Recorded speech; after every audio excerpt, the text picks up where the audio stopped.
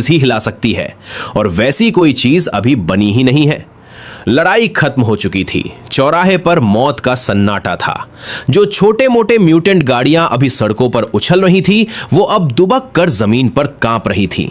मैंने उन छोटे मोटे कीड़ों पर टाइम वेस्ट नहीं किया। अपोकलिप्स में सिर्फ मारना ही सब कुछ नहीं होता, असली खजाना होती है लूट। मैंने एक बटन दबाया। फोर्ट्रेस टायरेंट के दोनों तरफ से फ्लेक्सिबल मैकेनिकल टेंटिकल्स बाहर निकली। ये मैंने मॉडिफिकेशन शॉप पर ऐसे ही टाइम पास में लगवाई थी, लेकिन अब ये सबसे बेहतरीन स्कैवेंजिंग टूल बन चुकी थी। एक रोबोटिक आर्म ने सीधा उस कुचले हुए एक्सक्वीटर के कबाड़ में छेद किया और अंदर से एक चमकता हुआ ब्लू कोर क्रिस्टल निकाल लिया। दूसरा कोर मुझे उस चपटी हो चुकी फरारी से मिला। मैंने फोर्ट्रेस टायरेंट को वो दोनों कोर खिला दिए। ट्रक के अंदर एक गर्म ऊर्जा फैल गई। Absorption successful. आर्मर स्ट्रेंथ 0.5% बढ़ गई। इंस्टेंट एक्सेलरेशन का स्किल फ्रैगमेंट मिला। इंजन फिर से दहाड़ा। मेरा ये काला दैत्य सड़कों के कबाड़ को कुचलता हुआ शहर के बाहरी लॉजिस्टिक पार्क की तरफ बढ़ चला। हाईवे पर एक अजीब ही नजारा था। सबसे आगे 880 टन का एक पहाड़ जैसी मशीन चल रही थी, जो रास्ता रोके खड़ी गाड़ियों को मक्खी की तरह उड़ा रही थी। मैंने पूरे मलबे के बीच एक चौड़ा रास्ता बना दिया था और मेरे पीछे करीब 200 मीटर की दूरी पर एक छोटा सा गाड़ियों का काफिला डरते डरते मेरे पीछे आ रहा था। 3 प्राइवेट कारें और एक छोटी वैन। मेरे रडार ने उन्हें बहुत पहले पकड़ लिया था, लेकिन मैंने उन्हें भगाया नहीं। तबाही के शुरुआती दिनों में जो लोग सिचुएशन को समझकर किसी ताकतवर के पीछे लग जाते हैं, वो थोड़ा लंबा जी लेते हैं। और दूसरी बात, अगर मेरे पीछे कुछ लोग होंगे तो वो मेरे लिए फ्री के अलार्म का काम करेंगे। लेकिन जैसे ही वो काफिला पुल के पास पहुंचा, वहां का रास्ता बंद था। करीब 1 दर्जन मॉडिफाइड पिकअप ट्रक्स और एसयूवीज ने सड़क पर बैरिकेड बना रखा था। गाड़ियों की छतों पर कुछ गुंडे शॉटगन और कुल्हाड़ियां लेकर खड़े थे। तबाही को शुरू हुए चंद घंटे ही बीते थे और इंसानों के अंदर का असली जानवर बाहर आ गया था। वो भागते हुए लोगों को लूटने के लिए वहां खड़े थे। रोको रोको अपनी गाड़ियां वहीं पर। एक टकला लीडर रेंज रोवर की छत पे खड़ा लाल झंडी हिला रहा था। उन्हें लग रहा था कि जो भी शहर से बाहर जाएगा उसे उन्हें टैक्स देना होगा। मेरे पीछे वाली गाड़ियां डर के मारे कांपने लगीं। कुछ तो गाड़ी घुमाने लगे। ये देखकर मैंने ब्रेक नहीं लगाया। मैंने गियर बढ़ाया और सीधा उनके बैरिकेड में घुस गया। सूरज की रोशनी में उस काले ट्रक की परछाई पूरे बैरिकेड पर पड़ने लगी। टकले की हवाइयां उड़ गईं। जब गाड़ी पास आई तो उसे समझ आया कि वो किस चीज को रोकने की कोशिश कर रहा था। वो औरतों की तरह चीखा और भागकर रेंज रोवर में घुसने की कोशिश की। एक गुंडे ने डर के मारे मेरे टायरों पर शॉटगन चला दी, जिसका कोई फायदा नहीं था। मैंने फोर्ट्रेस टायरेंट का विशाल रैम सीधा उनकी एसयूवीज और पिकअप ट्रक्स के बैरिकेड में दे मारा। इससे पहले कि वो टकला कार में घुस पाता, भयानक टक्कर से वो हवा में किसी फुटबॉल की तरह उड़ा और रेलिंग से टकराकर बेहोश हो गया। सिर्फ 3 सेकंड में उनका पूरा बैरिकेड तबाह हो चुका था। चारों तरफ सिर्फ उनके कुचले हुए ट्रक्स का कबाड़ था। मैंने उन्हें मुड़कर देखा भी नहीं और सीधा पुल पार कर गया। जाते जाते उनकी गाड़ियों की कोर भी मैं उठा ले गया। कुछ दूर जाकर एक सर्विस एरिया में मैंने अपना ट्रक रोका। मुझे वो लूटे हुए कोर सेट करने थे और अपने पीछे आ रहे लोगों से भी निपटना था। जैसे ही मैं रुका, वो गाड़ियां भी 30 मीटर दूर झटके से रुक गईं। दरवाजे खुले और कुछ लोग कांपते हुए बाहर निकले। एक सूट बूट वाला अधेड़ आदमी, एक यंग कपल और हाथों में पाना पकड़े वर्क क्लोथ्स में एक लड़की। उन्होंने एक दूसरे को देखा और हिम्मत करके मेरे उस मंदिर जैसे ट्रक के पास आए।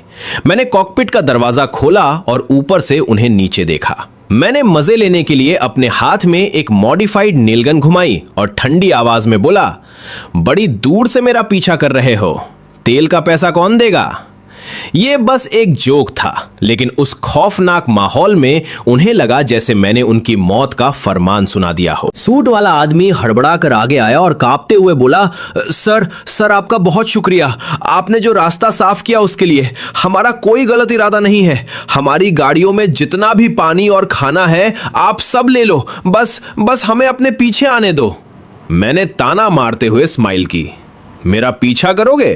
मेरी स्पीड झेल भी पाओगे? तभी वो यंग लड़की अचानक चिल्लाई, मरते दम तक आपका साथ नहीं छोड़ेंगे। मुझे पता है आप कहां जा रहे हो। आप एक कैंप बनाने जा रहे हो ना। मैं मैकेनिकल इंजीनियरिंग की स्टूडेंट हूं। मैं गाड़ियां ठीक कर सकती हूं। मैं आपके काम आऊंगी। कपल वाली लड़की ने भी तुरंत हाथ उठाया। मैं खाना बना सकती हूं। वो सूट वाला आदमी भी अपना आईडी कार्ड निकालते हुए बोला, मैं एक सर्जन हूं। अभी भले ही दवाइयां ना हो, पर मैं चोट का इलाज कर सकता हूं। एक मैकेनिक, एक डॉक्टर और एक कुक, लॉजिस्टिक्स। मैंने अपनी एक भौं ऊपर उठाई। कयामत के इन शुरुआती दिनों के लिए यह टीम सच में एकदम परफेक्ट थी। भले ही मेरे पास यह अभेद्य किला है, पर मुझे भी आराम की जरूरत पड़ेगी और छोटे मोटे कामों के लिए एक्स्ट्रा हाथ चाहिए होंगे। मैं कुछ सेकंड शांत रहा, फिर ठंडी आवाज में बोला, मैं मुफ्त खोरों को नहीं पालता। अगर मेरे पीछे आना है तो पीछे छूटना मत। उन लोगों के लिए मेरी यह लाइन किसी भगवान के आशीर्वाद जैसी थी। वो इतने खुश थे कि लगभग रोने लगे। बाहर सड़कों पर राक्षस घूम रहे थे और ऐसे वक्त में मेरे जैसे ताकतवर इंसान की पनाह मिलना किसी चमत्कार से कम नहीं था। मैं वापस कैब में बैठा और सोचने लगा, झांग जियो मर चुका है, सड़क के गुंडे साफ हो गए हैं और मुझे कुछ काम के फॉलोअर्स भी मिल गए हैं। पहला दिन एकदम परफेक्ट रहा। अब टाइम था वो खास चीज हासिल करने का। मैंने अपनी जैकेट से एक मुड़ा हुआ नक्शा निकाला और एक लाल घेरे वाले पॉइंट पर टैप किया। यह शहर के नीचे बना एक पुराना एयर रेड शेल्टर था, मिलिट्री की लेजेंडरी सप्लाई डिपो। मेरे ट्रक के नेक्स्ट इवोल्यूशन के लिए जो रिएक्टर कोर मुझे चाहिए था वो वहीं था। हम पश्चिमी उपनगर में पहुंचे। यह जगह बाहर से एक पुरानी खंडर हो चुकी फैक्ट्री लगती थी, लेकिन जंग खाए तारों के पीछे जमीन के अंदर युद्ध के समय का एक डिपो छिपा था।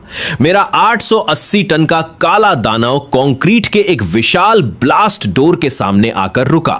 वो दरवाजा 10 मीटर ऊंचा और आधा मीटर मोटा था। इसे खोलने के लिए एक कॉम्प्लेक्स इलेक्ट्रॉनिक की और आइरिस स्कैन की जरूरत थी, लेकिन तबाही के बाद हुए ईएमपी ब्लास्ट में इसका इलेक्ट्रॉनिक लॉक पूरी तरह जल चुका था। दरवाजा एक डेड एंड बन चुका था। पीछे से आ रहा काफिला भी रुक गया। वो मैकेनिक लड़की जिसका नाम सूसू था, अपनी वैन से टूल बॉक्स लेकर बाहर कूदी और भागकर मेरे ट्रक के विशाल टायर के पास आई। उसने ऊपर अंधेरे कॉकपिट की तरफ देखते हुए चिल्लाकर कहा, बॉस, ये दरवाजा हाइड्रोलिक पर काम करता है। इसका इलेक्ट्रॉनिक लॉक तो जल चुका है, लेकिन मैं बैकअप पावर को शॉर्ट सर्किट करने की कोशिश कर सकती हूं, या फिर इसका मैनुअल प्रेशर रिलीफ वाल्व ढूंढ सकती हूं। मेरे ट्रक के शीशे की खिड़की थोड़ी सी नीचे खिसकी और अंदर से मेरी ठंडी आवाज आई, तुम बहुत स्लो हो। अपोकलिप्स की इस दुनिया में टाइम ही जिंदगी है बॉस, और जब आपके पास एब्सोल्यूट मास होना तो ऐसी कोई चीज नहीं जिसे तोड़ा ना जा सके। मैंने सामने उस विशाल कंक्रीट के दरवाजे को घूरा।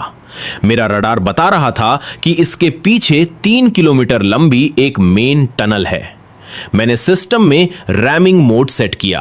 मेरे माइनिंग ट्रक ने एक भारी दहाड़ मारी और 50 मीटर पीछे हुआ, और फिर मैंने एक्सीलेटर दबा दिया। 880 टन का वजन और 3000 हॉर्स पावर से ज्यादा की ताकत। जब यह पहाड़ उस दरवाजे से टकराया तो इसकी पूरी काइनेटिक एनर्जी एक ही पॉइंट पर ब्लास्ट हुई। बूम! वो ब्लास्ट डोर जिसके बारे में कहा जाता था कि वो न्यूक्लियर धमाका भी झेल सकता है, सिर्फ एक झटके में कड़कड़ाते हुए टूट गया। पूरा का पूरा दरवाजा अंदर की तरफ धंसा और एक भयानक आवाज के साथ जमीन पर आ गिरा। और मेरे फोर्ट्रेस का क्या हुआ? मेरे आगे लगे रैम का बस थोड़ा सा पेंट उड़ा था। मैंने वापस गियर डाला। मेरा काला दैत्य उस दरवाजे के मलबे को कुचलता हुआ उस अंधेरी अंडरग्राउंड टनल में घुस गया। मेरे पीछे खड़े लोग मुंह फाड़े ये सब देख रहे थे।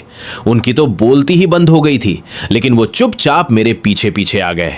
सुरंग के अंदर घुप अंधेरा था। मेरे ट्रक के ऊपर लगी 4 विशाल सर्च लाइट्स ने उस अंधेरे को 4 लेजर तलवारों की तरह चीर दिया। यहां की हवा बहुत भारी थी, जिसमें मोटर ऑयल और सीलन की बदबू आ रही थी। तभी रडार पर अचानक लाल डॉट्स का एक पूरा झुंड ब्लिंक करने लगा। यह जगह कभी मिलिट्री का रेस्ट्रिक्टेड जोन थी, इसलिए यहां छत पर ढेर सारे ऑटोमेटेड डिफेंस सिस्टम लगे हुए थे और मैकेनिकल स्पार्क के रेडिएशन से ये बेजान मशीनें भी म्यूटेट हो चुकी थीं। सुरंग की छत पर उल्टी लटकी हुई कई ऑटोमेटेड सेंट्री गन्स ने अचानक अपनी बंदूकें हमारी तरफ घुमाई। उनके इंफ्रारेड सेंसर्स ने हम घुसपैठियों को लॉक कर लिया था। अगले ही पल गोलियों की भयानक बारिश शुरू हो गई। टट गोलियां मेरे माइनिंग ट्रक के फ्रंट आर्मर पर बारिश की तरह बरस रही थीं। अगर कोई आम गाड़ी होती तो अब तक छलनी हो चुकी होती, लेकिन मेरे फोर्ट्रेस की मरीन ग्रेड मोटी स्टील प्लेट्स पर यह गोलियां सिर्फ हल्के हल्के सफेद निशान छोड़ पा रही थीं। मुझे अंदर बैठे एक खरोच तक का एहसास नहीं हुआ। मैंने अपनी कीमती 30 मिलीमीटर ऑटो कैनन का इस्तेमाल नहीं किया। इसके बजाय मैंने छत पर लगा सेकेंडरी वेपन सिस्टम ऑन किया। यह एक twin barrel high pressure water cannon थी जो खदानों में पत्थर धोने के काम आती है। मैंने इसे मॉडिफिकेशन शॉप पर लगवाया था, लेकिन ट्विस्ट यह था कि इसके टैंक में पानी नहीं बल्कि पेट्रोल पंप से चुराया हुआ पुराना गाढ़ा इंजन ऑयल भरा था। मशीन ने छत पर लगी उन सेंट्री गन्स पर काले ऑयल की 2 मोटी धारें